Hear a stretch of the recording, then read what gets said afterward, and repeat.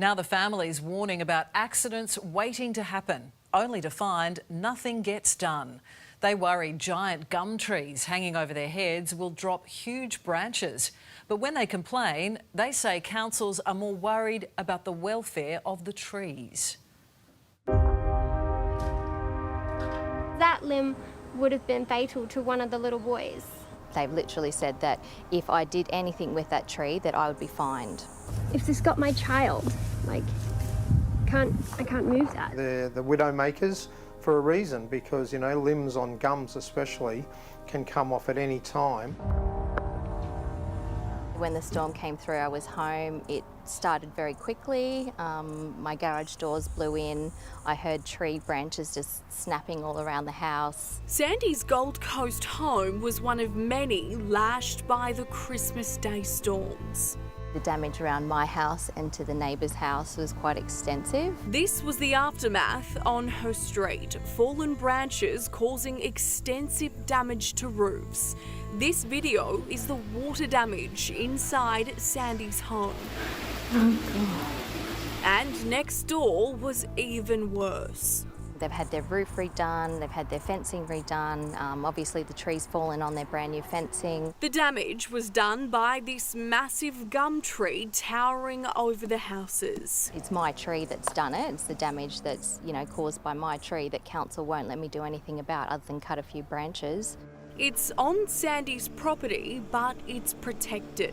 There's a walkway to the kindy here. If one of these branches or this tree happens to fall, am I liable at that time for something happening to a child? So what can you do if your local council refuses to listen? I'd be getting my own arborist report. Shane Bowring is from Red Tape Busters. He helps people bust through government and bureaucratic red tape. If you get your own arborist to give a report, maybe that report might be different to what the council arborist, and then you've got something to be able to take to council to negotiate.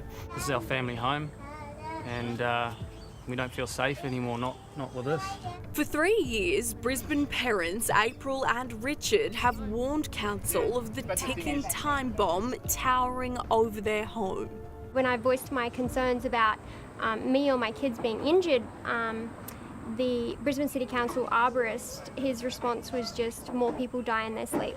So it seems it was just bad luck that a limb came down right where their two little boys play. When this branch fell down, there was no storm, there was, it's not dead, there was no indication that it might fall. It just fell with no warning. Like, if that got my child, I can't even lift that. That is huge. It was pretty loud. I rushed out, and that's when I seen the tree. And I didn't know where the kids were. Luckily they weren't playing in that area. The problem is the gum tree is on council land, so they can't touch it. But council won't either. Brisbane City Council came out to remove the branch and seemingly had a close call themselves. Did that get you? Right. Even commenting on the weight of the branch. The weight in it? Where it was. Yeah.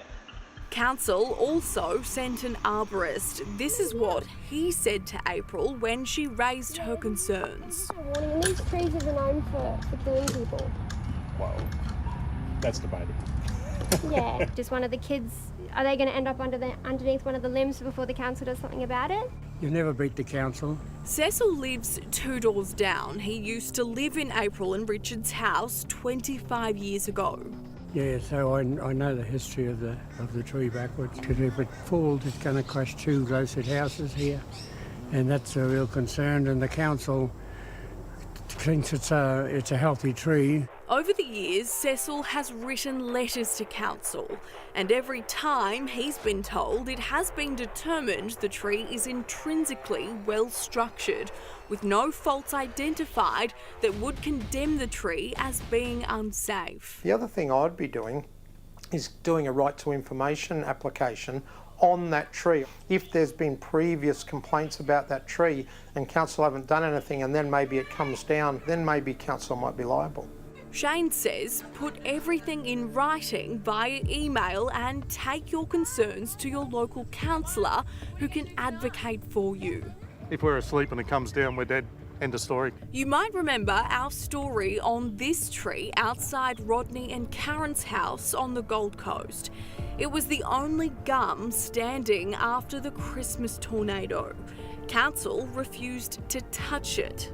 But after speaking with A Current Affair, Rodney and Karen have had a win. Council finally agreeing to chop down the tree. Meanwhile, these other families continue to live in fear of the next weather event. This is our homes, we live here, they don't live here. I don't think that, that they take it seriously enough. Well, both councils say the trees are healthy, but they will keep an eye on them. And let's hope those residents won't be saying, "We told you so," in the future.